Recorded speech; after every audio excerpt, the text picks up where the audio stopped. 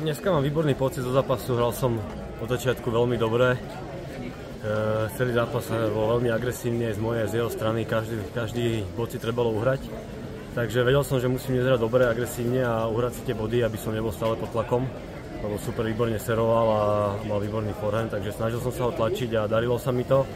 Až na jedno zaváhanie v druhom sete, keď som si prehral servis, ale rýchlo som sa z toho triasol a hneď som ho breakol naspäť.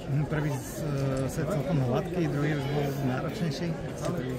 Áno, hovorím, jak som začal som dobre, robil som málo chýb, veľa winerov, výborne som si pomáhal servisom, ale aj v tom druhom sete som hral vynikajúco, on sa zlepšil, čiže bol nebezpečnejší, ale som rád, že som na konci hral znova dobre a uhral som si to sám.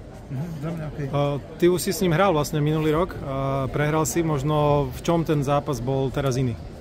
Bolo to v úplne inom rozpoložení a ja som sa vtedy herne trápil, mal som horšie výsledky, hľadal som sa a viac menej po tom zápase som sa začal do toho dostávať, jak som s tým prehral, pamätám si, že som išiel do Barcelony, tam som vyhral, kvalifikoval sa, vyhral som možno kolo 2, čiže ten zápas bol vtedy podobný, on hral vynikajúco, ale ja som nedokázal tie zlomové momenty nejak využiť, ale dneska si povedal, že idem to uhrať svojou hrou a vyšlo to.